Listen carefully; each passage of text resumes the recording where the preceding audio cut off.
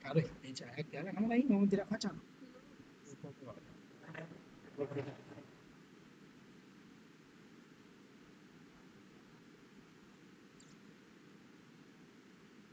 Ignacio, vení, vení, la profe. Vení.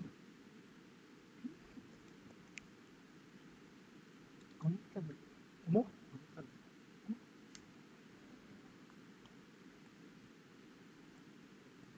Mira, ven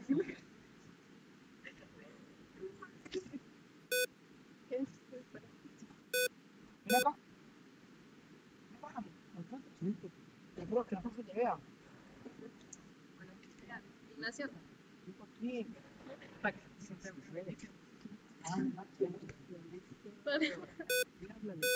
Bueno, listo, dejé la cámara.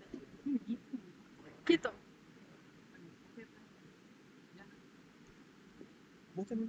Ya pone un filtro. Hola. Quieto. Mira, ¿qué me tengo preguntas para hacer? Mira, Bueno, tengo. ya te van a hacer. Solo ven a preguntarle. ¿No? ¿Y quién me pregunta? No, que me va a preguntar. Tengo la cabeza.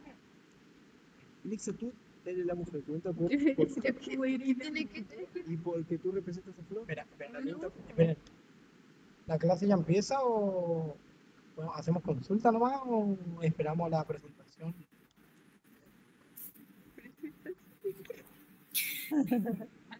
Vamos a esperar unos minutitos para que se suman otros compañeros y empezamos. Para que se sumen. Dame.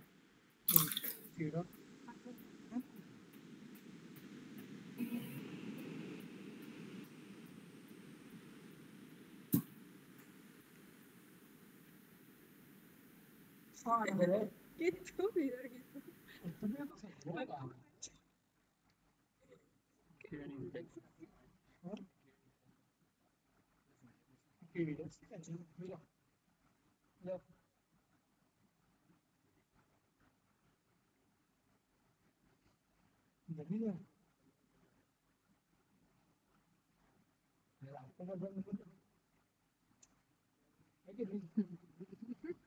Ya yo me dije, profe.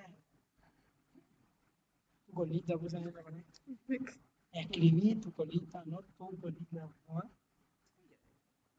Güey, ahí está mi cara de chucha. ¿Quién? ¿Qué?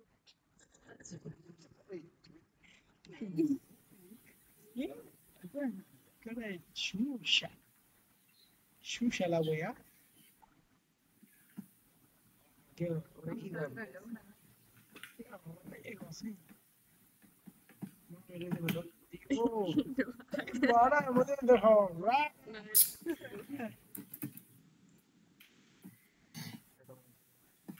Con efectos visuales. Con efectos visuales. Con efectos visuales.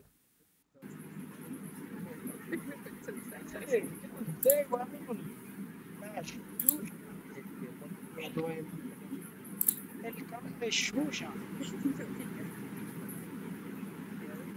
Hola, buenas tardes. Hola, buenas tardes. Buenas tardes, profe.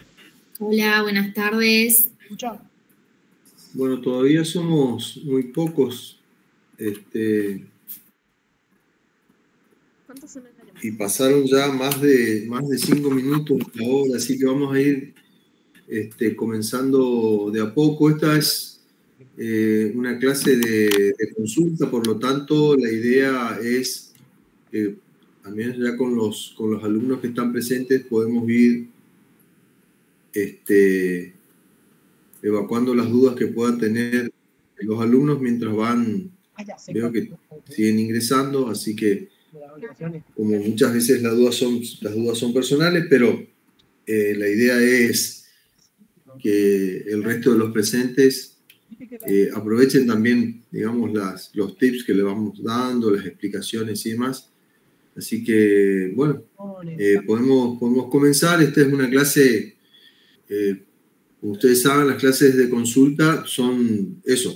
O sea, una clase de consulta no son clases en las cuales nosotros vamos a dar clases tipo las que venimos dando en forma presencial, sino que la idea es ir sobre los puntos específicos que por allí le generan dudas y demás. Y aparte, digamos que nosotros vamos a centrarnos sobre algunos temas que consideramos que ustedes tienen que tener en cuenta por ser temas, digamos, principales, digamos, ¿no? Lo que es el corazón de la materia, de manera tal que somos todos oídos como para escucharlos a ustedes.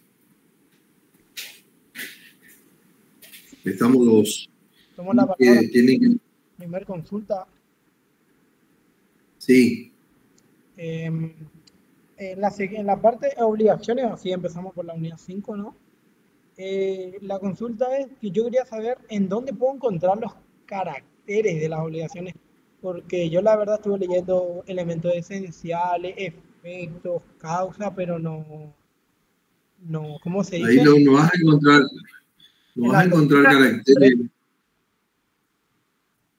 Sí, por allí, el tema de caracteres de las obligaciones vas a tener que por allí ver caracteres de cada una de las obligaciones en particular, pero de las obligaciones, del carácter de las obligaciones en general, tenés que tener en cuenta la distinción entre los derechos personales u obligacionales y compararlos, por ejemplo, con los derechos reales. Los derechos obligacionales personales o personales tienen una característica, por ejemplo, son innumerables, o sea, son infinitos. ¿Por qué? Porque cada vez que se firma un cheque, un pagaré, cada vez que se asume una deuda en general, estamos dando nacimiento a una obligación. En cambio, los derechos reales, como decíamos en una de las últimas clases, son de número cerrado.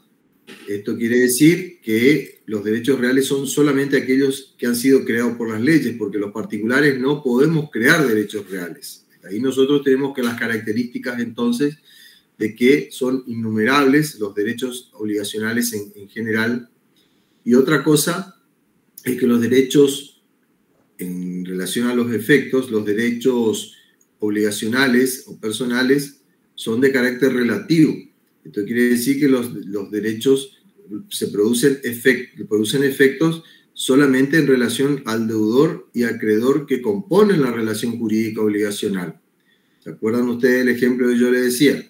Si yo le debo al doctor López la suma de 1 millón de pesos y después tomo los 1 millón de pesos y se lo entrego a la doctora Cecilia Silva, obviamente que yo hice un pago por la suma de vida, pero resulta ser que pagué mal. ¿Por qué? Porque la relación jurídica obligacional estaba entre un deudor, el doctor Chávez, y un acreedor, el doctor López. Por lo tanto, la relación solamente se centra entre esos dos sujetos, de manera tal que los efectos se producen allí y es justamente de carácter relativo. Entonces, así como yo me desobligo solamente pagándole al doctor López, asimismo el doctor López no puede sino reclamar el pago de lo que le deben al doctor Chávez. No se lo puede hacer, no le puede reclamar a la doctora Silva ni a cualquiera de los que estamos acá, por ejemplo, presentes, ni tampoco ni cualquier otro, sino solamente. Entonces ahí nosotros tenemos estas características que son propias del derecho de las obligaciones en general. Y después vamos a ver nosotros, ustedes van a ver, deben estar leyendo ya, me imagino, que cada una de las prestaciones que componen el objeto, digamos, de una obligación, tiene también a su vez las, digamos, características particulares.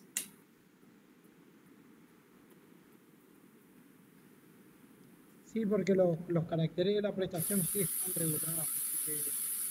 La prestación debe ser material y jurídicamente posible, bueno, y demás. Pero yo tuve problemas nomás de encontrar esto, los caracteres que ahora me dice que son más. Ese Exactamente, este tema está tratado, esta diferencia yo te doy cuando nosotros tratamos los derechos subjetivos y la diferencia de los derechos subjetivos es parte de la unidad número 1. Tenemos que tratar todos esos conocimientos de allá acá. Está, cuando nosotros vemos derechos subjetivos, vemos las características, digamos, diferenciales entre los derechos personales y los derechos reales.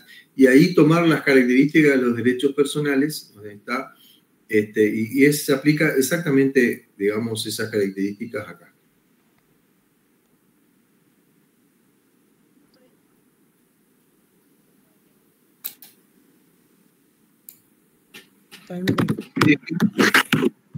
¿Alguien más quiere tomar la palabra?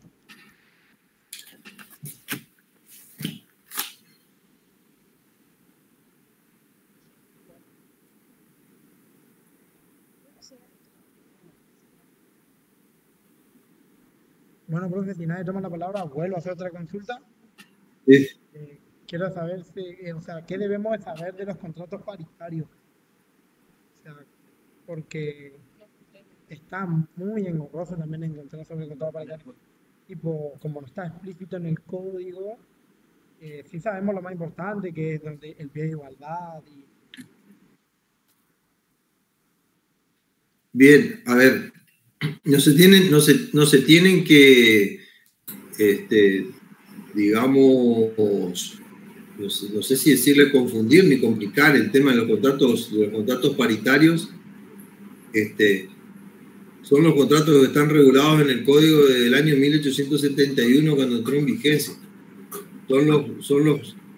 Es el contrato clásico, ¿está? Y toda la normativa respecto a la formación del contrato que ustedes ven en la primera parte, digamos, de la parte genérica del código es lo que está referido al contrato paritario. Por ejemplo, formación del consentimiento, oferta y aceptación. ¿Qué es la oferta? ¿Qué es la aceptación? ¿En qué momento se perfecciona la oferta? O mejor dicho, ¿en qué momento se produce el consentimiento contractual? Eso es lo que ustedes tienen que ver. Características de la oferta, características de la aceptación.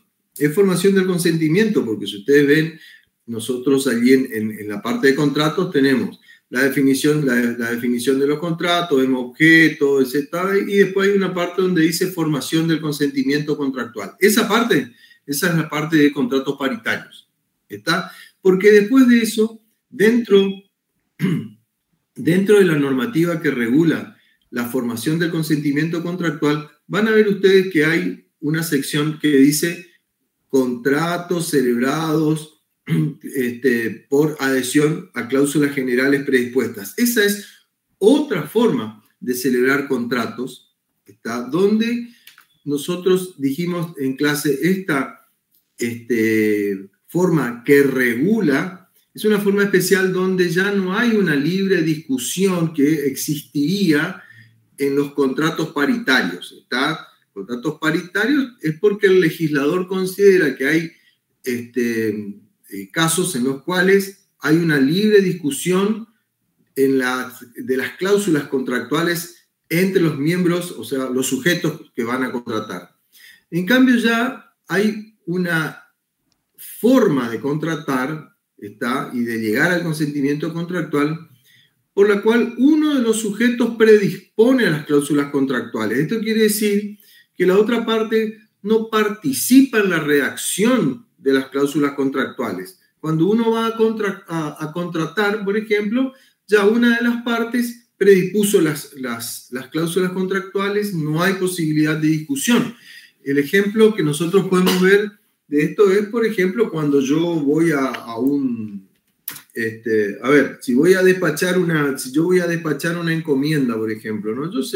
Ahí yo estoy celebrando un contrato de transporte respecto de una cosa, y celebro un contrato, por allá nosotros no nos damos cuenta, pero estamos celebrando un contrato y nos dan una factura así grande, y del otro lado de la factura están todas las condiciones, digamos, del contrato, donde dice que no podemos enviar explosivos, estamos obligados, que la empresa no se hace responsable si nosotros mandamos cosas frágiles y se rompen y nosotros no hemos contratado seguros, etc. Hay todo un montón, pero siempre están predispuestas allí las cláusulas o sea, no hay una libre discusión porque el transportista ya predispuso todas las cláusulas. Una de las cosas que yo también siempre quiero recalcar respecto de los contratos de adhesión, contrato de adhesión puede servir tanto como, o puede ser interpretado como un contrato de consumo, o puede ser también celebrado como si fuera un contrato celebrado entre personas que se encuentran, digamos, en un pie de igualdad en la negociación. Por ejemplo, si yo, supongamos, soy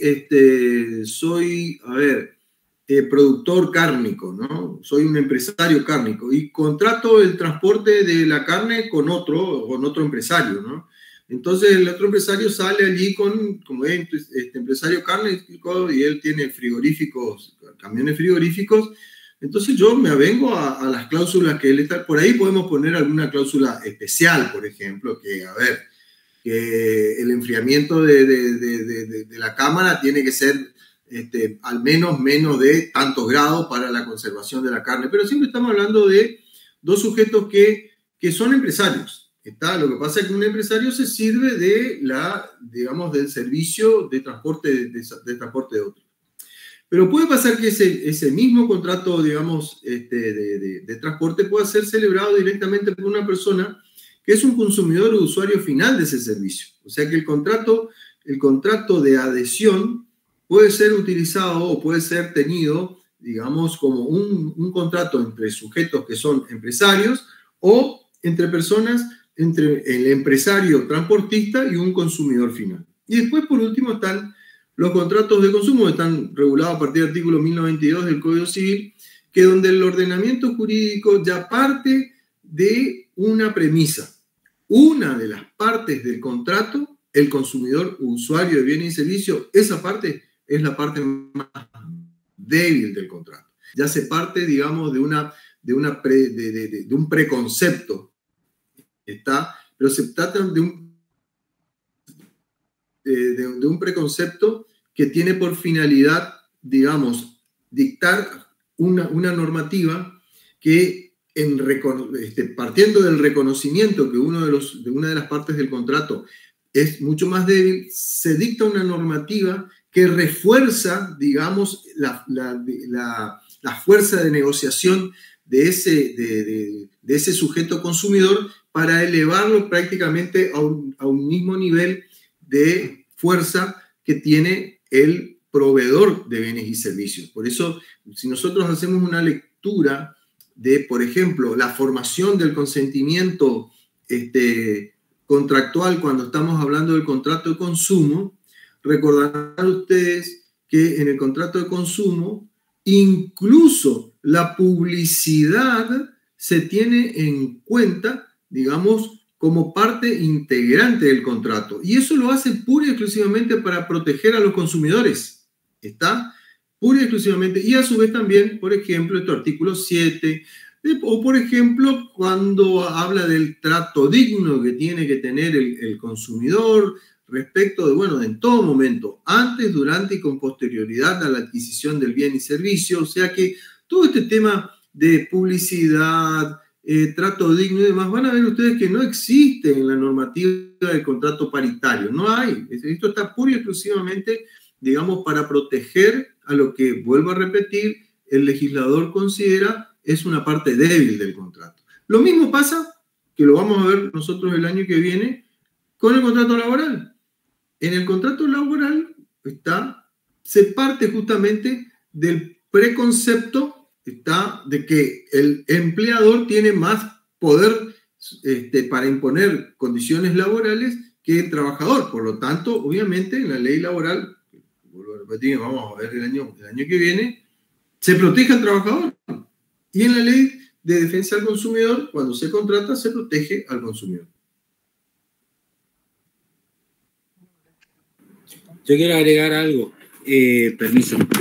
Conforme a lo que explicó el doctor Chávez, hay algo que yo siempre digo en clase también, que está la clasificación de los contratos, que si lo podemos buscar, están en el artículo 966 en adelante, ¿sí?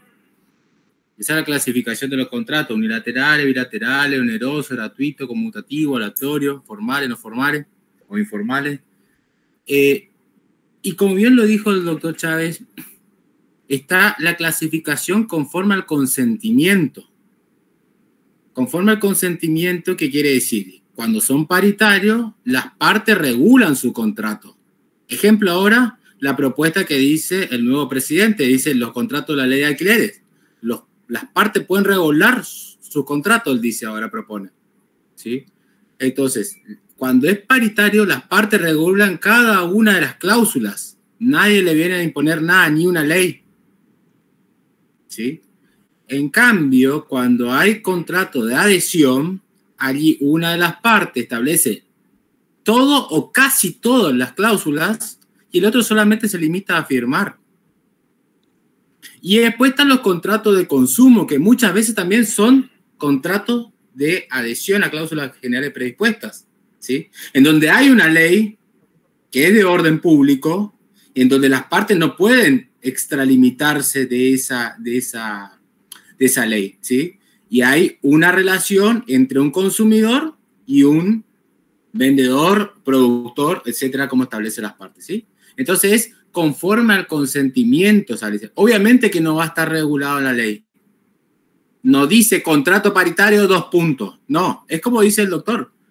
Son los primeros contratos que fueron regulados allá cuando empezó el Código Civil y Comercial, el Código Civil, ¿sí? Entonces, esos son los contratos que tradicionalmente las partes regulaban cada una de las cláusulas. Ahora vemos que en su mayoría los contratos no son por paritarios y son por adhesión o de consumo, ¿sí? ¿Se entendió ahora? ¿Sí? Y antes de avanzar, pido por favor, estamos los 4 profesores prendidas las cámaras. Esto es una clase sincrónica. Entonces, al ser una clase sincrónica, la idea es que estén las cámaras prendidas. Me parece que sería mantener el respeto que tenemos los 4 profesores que estamos conectados y que podamos ver las caras, ¿sí? O si no, subiéramos un tutorial nomás directamente a YouTube y listo, si fuera una clase asincrónica. Así que le voy a solicitar a aquellas personas que estén apagadas que puedan prender sus cámaras, ¿sí? Muchas gracias. Entonces, los contratos de una parte es la que como se dice, escribe todo el contrato, son todas, se llama cláusulas generales predispuestas unilateralmente.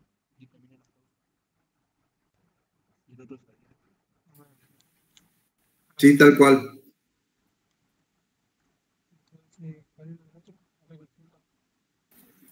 Recuerden también hacer la distinción entre lo que vimos, ¿se acuerdan de el trabajo práctico de contrato de consumo? Cuando vimos cómo era la oferta, o sea, la formación del consentimiento, la oferta. Está en el artículo 7. Y la diferencia con el artículo 972, que se trata de los contratos paritarios, ¿sí? Entonces, una cosa es la formación del consentimiento en cuanto a los contratos paritarios y distinta es la formación del consentimiento en los contratos de consumo. Gracias, profe, eso no sabía. Yo pensé que tengan bien... el artículo que estaba en el código era el mismo en el que estaba en la ley 24.240.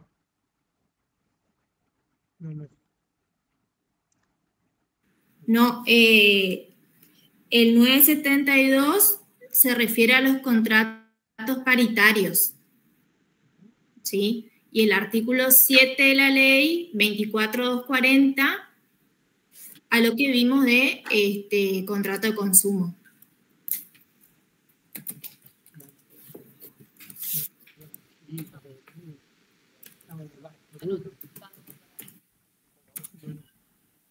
Vamos a derecho real, vamos a hacer una consulta de derecho real. Algo que está en derecho real.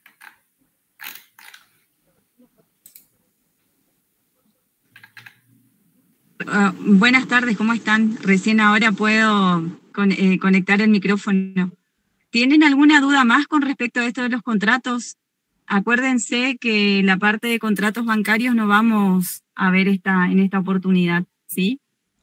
Pero queremos saber si por ahí tienen alguna otra duda con esta parte, o si no, ya pasamos al siguiente, ya porque tenemos poco tiempo, nuestras reuniones duran como máximo por el sistema.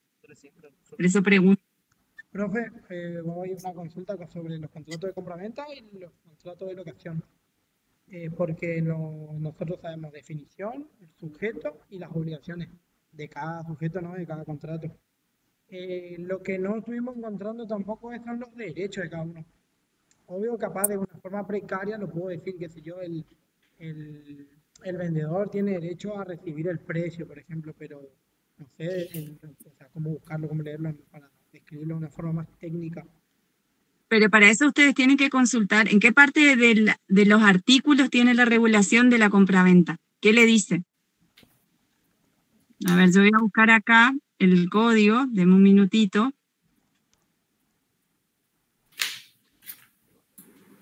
En la compraventa, la obligación del vendedor está en 1137 y la del comprador 1141.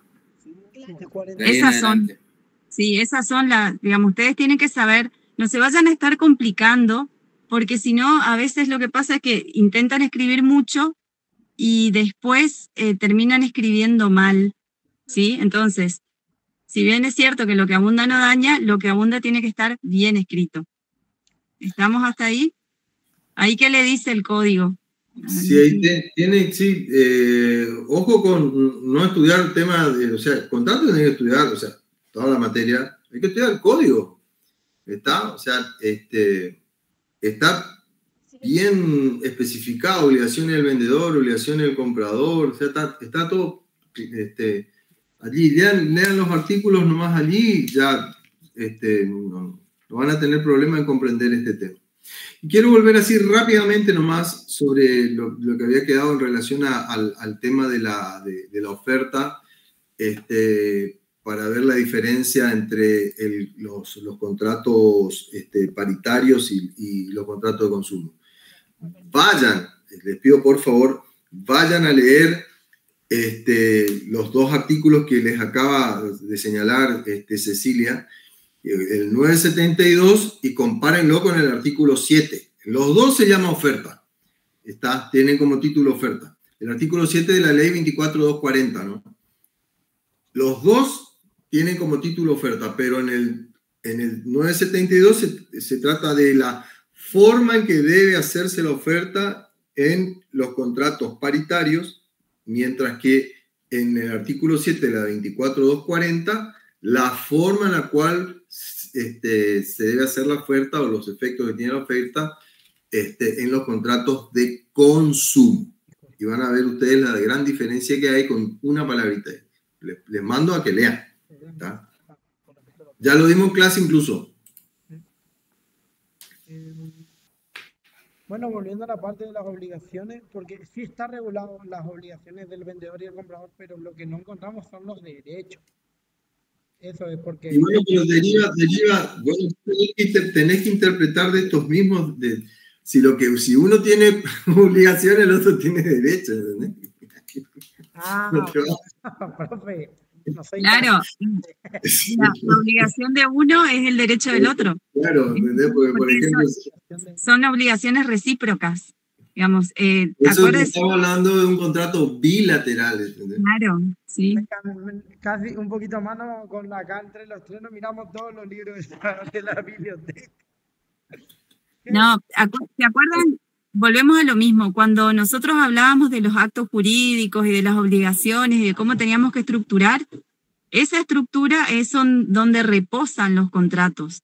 Entonces, si ustedes saben que tenemos un acreedor y un deudor, en un contrato de compra-venta vamos a tener obligaciones recíprocas, ¿sí?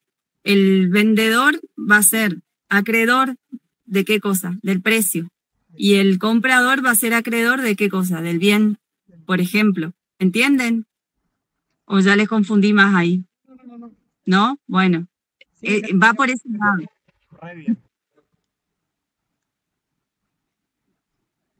Qué loco, ¿cómo no sabéis la wea esta? ¿Alguna otra pregunta? Me sorprenden los pocos alumnos que vinieron a la consulta. Realmente. Los últimos son los siguientes, profe. No, pero no está todo dicho, sí.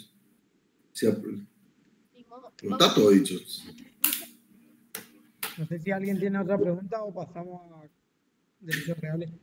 Solamente Alejandro no va a preguntar.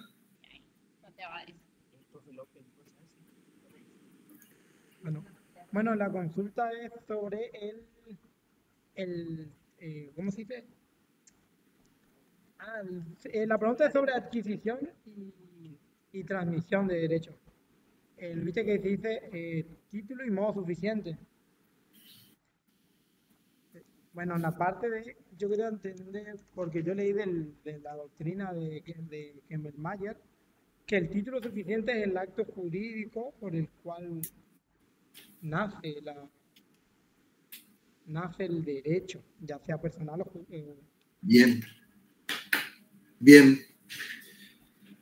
Está perfecto, porque muchas veces, digamos, nosotros podemos creer que el título suficiente es cualquier instrumento en el cual esté plasmado un determinado acto jurídico. ¿Está? Entonces, supongamos si nosotros hablamos de la transferencia del derecho real sobre un inmueble, el título suficiente tiene que ser pura y exclusivamente la escritura pública y no sería título suficiente, por ejemplo, el boleto de compra-venta. ¿Está? Eso no es título suficiente. ¿Está? Por eso, cuando vos dijiste, palabras más, palabras menos, de ese acto o instrumento en el cual se deriva realmente un derecho, ¿está? O nace un derecho, allí ese es el título suficiente. Está perfectamente, porque el derecho real, para la constitución del derecho real, se necesita título y modo. Esto quiere decir el título, pero no cualquier título. El título tiene que ser suficiente. Y es suficiente el título que el ordenamiento jurídico te dice que es el adecuado, vamos a decirlo en un lenguaje coloquial, para la transferencia de derechos reales. Y que en el caso de la constitución de derechos reales no basta solamente con el título suficiente, sino que también a su vez se necesita el modo. ¿Está? Que en términos generales nosotros decimos que el modo es la efectiva transferencia que conocemos como tradición de la cosa, la entrega de la cosa. ¿Está? Por eso muchas veces pasa que, por ejemplo, hay una persona que adquiere un inmueble por una hermosa escritura pública, ¿está? Y resulta ser que nunca tomó las previsiones del caso de ir al lugar del inmueble que está comprando, ni nada por el estilo, y resulta ser que en la escritura pública dice que en este acto le hace entrega de la posesión, y después resulta ser que cuando la persona se va a tomar posesión efectivamente de la casa, se da cuenta que ahí adentro hay un poseedor de la cosa que dice, no, yo acá estoy hace 20 años, y el dueño de la cosa lo vendió por una hermosa escritura pública, hay alguien que tiene una escritura y resulta ser que en realidad nunca se hizo la entrega, tradición de la cosa, de tal manera que haya entrado en posesión de ese inmueble, porque fíjense ustedes lo que nos dice a nosotros el Código Civil. Los derechos reales se ejercen por la posesión, ¿está? Salvo el derecho real de servidumbre, creo que dice así, ¿no? Entonces, los derechos reales se ejercen por la posesión, de tal manera que si yo tengo un hermoso título que es suficiente, pero no es, digamos, para adquirir el derecho real sobre la cosa, también necesito la tradición efectiva de la cosa. Entonces, en tribunales está lleno muchas veces de personas que tienen un hermoso título. Por ejemplo, hace un tiempo una persona vendió un inmueble que efectivamente era de su propiedad, pero había sido desposeído hacía muchísimo tiempo, ya no tenía la posesión. El comprador incauto compró el inmueble porque, por supuesto, habrá pedido informe al registro de la propiedad, etcétera, etcétera, pero no le podía transferir la posesión. Y cuando él va a hacer, digamos, a tomar posesión del inmueble que compró, pobrecito, pagó todo el precio, él no puede ingresar al inmueble. Entonces, ¿qué pasa? Cuando él inicia una acción de reivindicación, que se llama, es una acción, me estoy poniendo medio técnico, ¿no? Le rechazaron la demanda porque él nunca tuvo la posesión de la cosa, o sea, nunca se constituyó el derecho real pleno, digamos, con todo lo de esto es con el título y el modo. Él nunca adquirió el derecho real sobre, en este caso, derecho real de dominio sobre eso, porque le faltó el modo.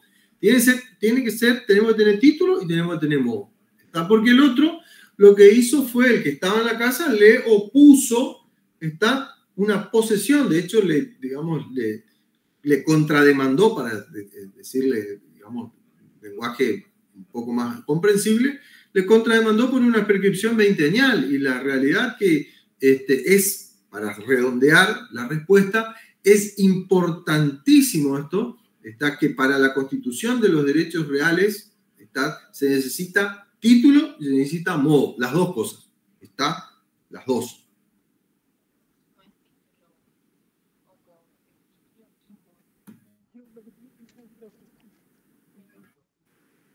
¿Otra pregunta? Pregúntale si esto van a entrar. Le hace una consulta de dominio. Bueno, yo voy a seguir consultando porque la verdad nadie habla y quiero sacarme mi... Vos sos el representante de un nutrido grupo ahí de compañeros, pues, ¿eh? Sí, profe. Bueno, tengo la consulta porque es sobre el dominio. Porque dice el dominio perfecto es el derecho real que otorga toda la facultad de usar, disponer material y jurídicamente la cosa.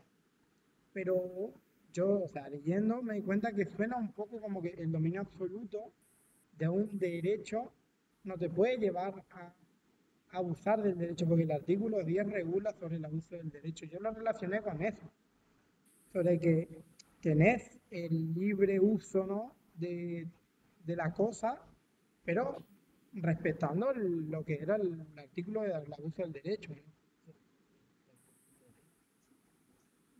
Sí, Martín. Eso te dice acá, la ley te dice acá, el dominio, en el 1941, si yo te fijas, Alejandro, te dice que uno puede usar, gozar y disponer material y jurídicamente de una cosa dentro del límite previsto por la ley. La ley es clara. ¿Sí? Es clara. Inclusive, después, si vos seguís mirando un poquito más adelante, Alejandro, tenés el artículo 1970 que te dice los límites al dominio, y allí te dice que vos, por ejemplo, vos no podés agarrar, hacer lo que vos quieras con tu terreno, porque tenés un límite administrativo. Ejemplo, yo puedo escuchar música, pero no puedo escuchar música a determinada hora. Yo estoy haciendo una construcción ahora en mi casa, pero no puedo hacer la construcción a determinada hora porque son horarios de descanso. Entonces, de las 1 hasta las 3 de la tarde, yo no puedo hacer la construcción. Después de las 3 de la tarde, puedo seguir haciendo la construcción. O sea, yo puedo hacer lo que yo quiera acá en mi casa, pero siempre tengo límites. La ley es muy clara que te dice que tenés límites, tanto para en el uso, goce y la utilización de la cosa, tanto material y jurídicamente, y también en cuanto lo puedo aprovechar para arriba y para abajo, pero también tengo límites para la extracción. Por ejemplo, si yo quiero traer agua, tengo que pedir permiso a la provincia de Misiones, porque estoy extrayendo agua del acuífero Guaraní. Entonces, tengo límites. Yo puedo hacer lo que yo quiera en mi casa, pero tengo límites en el uso y goce, ¿sí? Y acordate también las características que tiene el dominio. No solamente, a ver, tú te había dicho el dominio. Tenés acá el artículo, el dominio perfecto siempre hablamos, ¿sí? El más completo. Tenés la perpetuidad, la exclusividad, la exclusión y la extensión. De eso tenés que hablar de las características que tiene el dominio en relación al uso, goce y disposición material y jurídicamente, ¿está? Ahí, por ejemplo, la extensión... ¿Son solo del dominio perfecto o del dominio? Estamos hablando del dominio perfecto, ¿sí? Del dominio perfecto, ¿sí? Igualmente nosotros, la idea es que ustedes sepan principalmente el dominio perfecto, ¿sí? El más importante aquí. ¿Estamos, Alejandro? Los otros no tienen voz ni voto en las preguntas, Alejandro. Hay una... Decirle vos. Vos no vas a hallar la nota. Ellos no van a ponerse la nota, ¿no? Los modos de adquisición del dominio tienen que saber, ¿sí? Erika, vos preguntaste sobre los modos de adquisición del dominio. Hay que saber. Tienen que saber, más allá de que si no se toma en el parcial, se toma en el recuperatorio.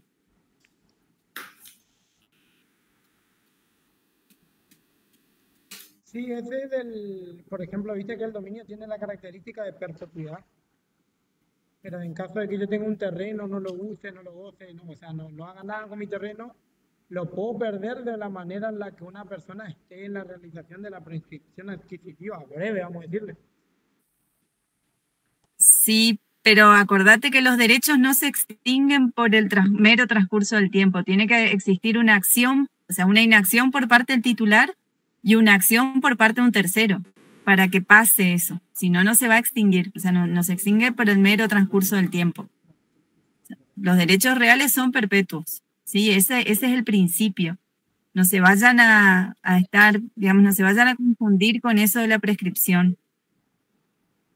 Así como el profesor Chávez le dio el ejemplo de que cuando tiene un hermoso título, pero no tiene la posesión, no va a poder reivindicar su bien. Acuérdense también del ejemplo que nosotros hicimos a la inversa, en la clase, cuando hablábamos de que la transmisión no se puede hacer solamente, no se configura o no se consolida por el boleto de compraventa, sino que tenemos que tener el título, y el título suficiente, ¿cuál va a ser? La escritura pública. ¿Sí? Que eso también nombró hace un rato el profe. Así que no se vayan a hacer tanto. Ustedes estudien lo que está en el código, si en el código comentado mejor. Si por ahí tienen alguna duda, refuercen con el manual de Derecho de la doctora Kemmelmacher. Y con eso, si estudian bien, si estudian a conciencia, no van a tener inconvenientes, porque no le vamos a preguntar qué es la reivindicación, ¿sí? O cómo se reivindica un inmueble. Bueno, profe. O cómo se hace para adquirir por prescripción. ¿Cómo? La pregunta, no, yo no hice las preguntas, no hice las preguntas. Profe Chávez, nosotros somos los pocos que vinimos, ¿sí? Por lo menos el tema pie de lo que fue dar. En la medida que ustedes preguntan, yo, bueno, digo, me han preguntado, les respondí, le vuelvo a preguntar en el examen, pero ustedes, me parece que salvo Alejandro, el resto no preguntan nada.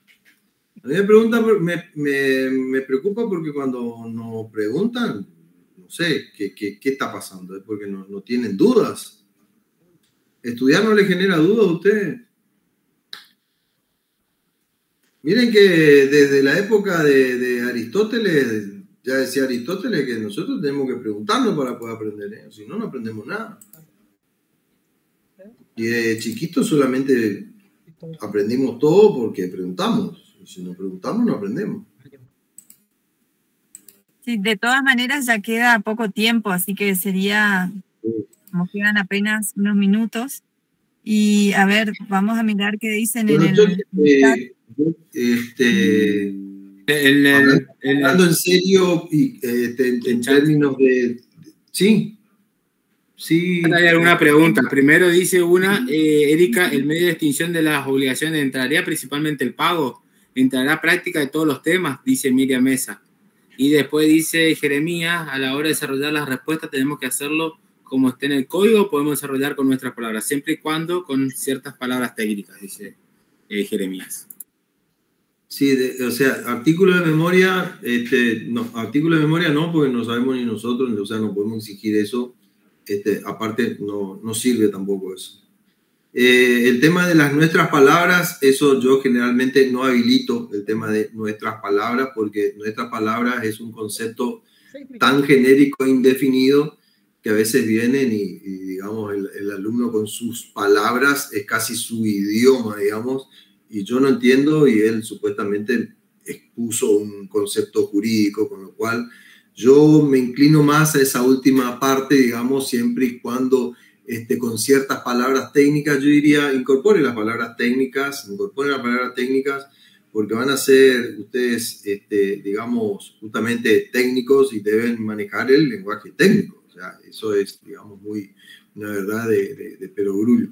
Pero para darle algunos tips en relación a qué es lo que a nosotros nos interesa, bueno, presten atención que nosotros ya le hemos pedido a ustedes algunos trabajos prácticos porque consideramos que esos trabajos prácticos son o comprenden temáticas que realmente son muy importantes, como por ejemplo obligaciones de dar suma de dinero, por decirle una cosa, entre otros. O sea, si quieren aprovechar el tiempo ahora, háganlo estudiando los temas, digamos, vinculados a los trabajos prácticos. Y estos temas que nosotros estuvimos, digamos, viendo acá también, son temas muy evaluables, vamos a decir, pero pues, vean los trabajos prácticos y los temas que nosotros hemos desarrollado en clase. Miren sus miren sus apuntes, y nosotros no nos vamos a salir del marco de lo que hemos nosotros desarrollado en clase.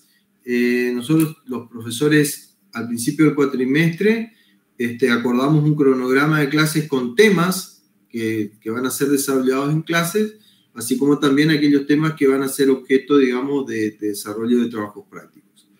Entonces, los trabajos prácticos, nosotros con el doctor López estamos dando la parte teórica, le damos con mayor profundidad, o muchas veces, si no con mucha profundidad, sí tocamos el tema de lo que va a ser tratado en el trabajo práctico desde el punto de vista teórico y al otro día, de tal manera que es porque a nosotros nos interesa que ustedes eso sí sepan. O sea, eso digamos, básicamente. Y lo que no fue objeto de trabajo práctico, vuelvo a repetir, fíjense los temas que han sido desarrollados por el doctor López y yo en las clases. Eso es lo que va a ser objeto de evaluación. No nos vamos a venir con nada, digamos, que no haya sido explicado en clase. ¿Está? Si por allí hay algún tema que no ha sido explicado en clase, que nosotros consideramos que tiene que sí o sí saber, generalmente lo que hacemos es darle un trabajo práctico. Pero nosotros este año creo que nos hemos organizado bastante bien con la mayoría de los temas, no tanto con todos los temas como nos hubiese gustado. Así que, bueno, nos pasó, ustedes se habrán dado cuenta que no hemos nosotros desarrollado en forma muy detallada como nos hubiese gustado todo el tema de los contratos en particular. Está cada uno de los contratos en particular. Sin embargo, esta distinción que nosotros comenzamos a hacer ahora entre contratos paritarios, contratos de adhesión, contrato de consumo, eso sí fue dado en clase. Está. Ustedes ahora vienen y refieren algunas dudas, o sea, veo que están estudiando ese tema. Entonces, nosotros, el tema de los contratos en particular, específicamente, cada uno del tema de los contratos en profundidad, de lo que están en el programa, va a ser objeto de evaluación en el examen recuperatorio y, obviamente, en el examen final entra todo. ¿Está? Así que, si quieren tips, ahí están los tips. ¿Quedó medio grande los tips? No, la achicamos bastante. Gracias, profe. No, son 5 trabajos, así que por favor vuelvan a leer las consignas y demás porque ahí están posiblemente las preguntas. Sí, no se va a tomar nada que no se haya dado. Exactamente. De este examen, sí, para el recuperatorio ya van a tener que estudiar todo y van a tener que venir con las dudas a la clase de consulta. Exactamente, previa. Sí señora, muy bien, tal cual.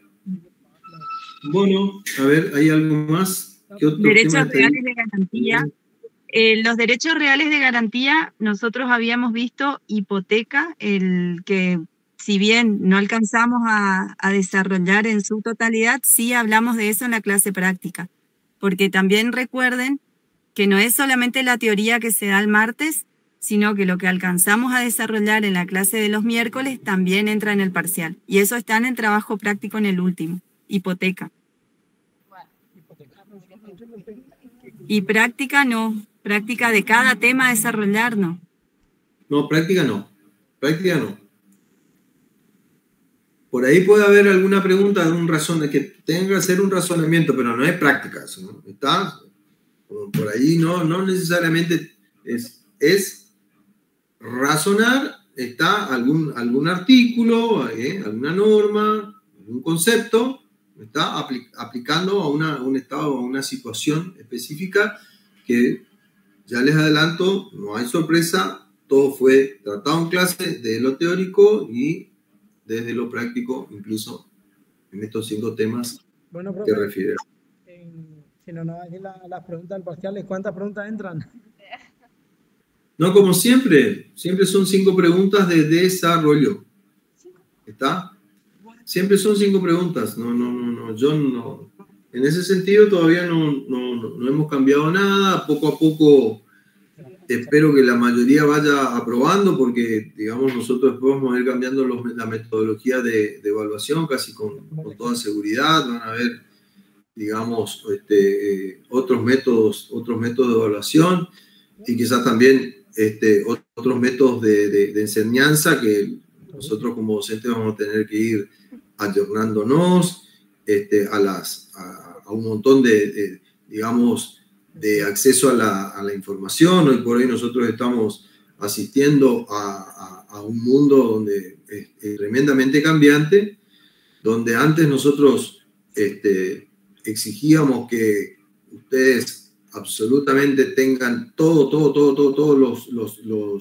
los conocimientos, no nosotros, sino la educación en general, todos los conocimientos. Hoy los conocimientos están en otros lugares, base de datos y demás, de tal manera que seguramente en otros cursos ya nos vamos a tener que manejar con una metodología bastante distinta, con manejo de la información derivada de, por ejemplo, la inteligencia artificial como una herramienta en la cual ustedes deberán discernir los conocimientos derivados de cómo le pedimos a la inteligencia artificial y ver que lo que nos devuelve la inteligencia artificial es pertinente o no. Eso va por ese lado ahora, digamos, el mundo, así que es como que el reservorio mental está en base de datos y hoy las personas tienen que saber discernir y resolver problemas. O sea que básicamente ya les adelanto que su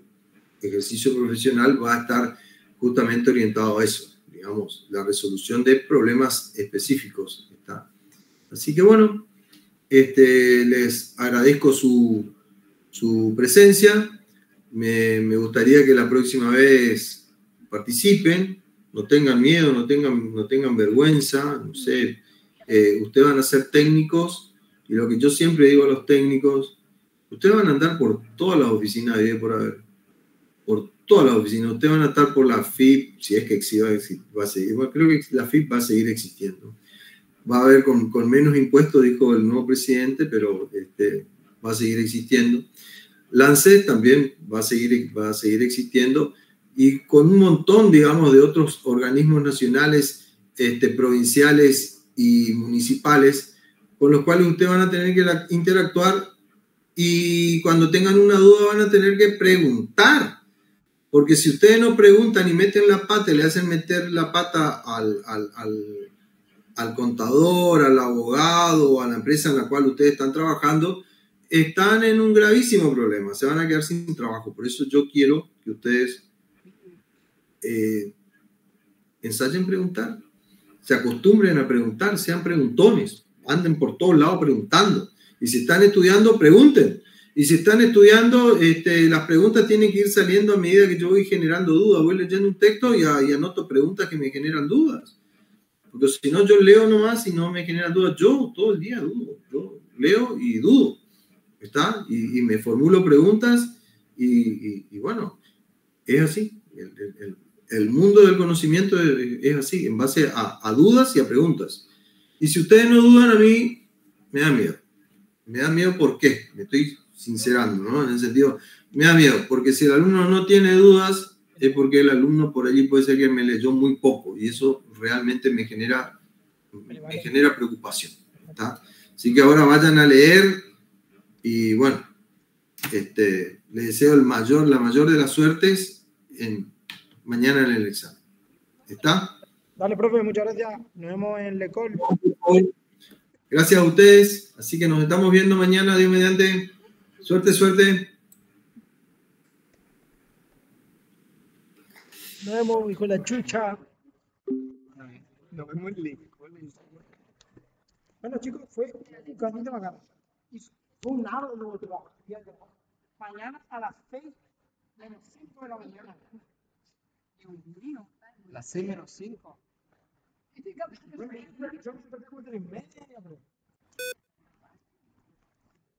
¿Cómo lo hace?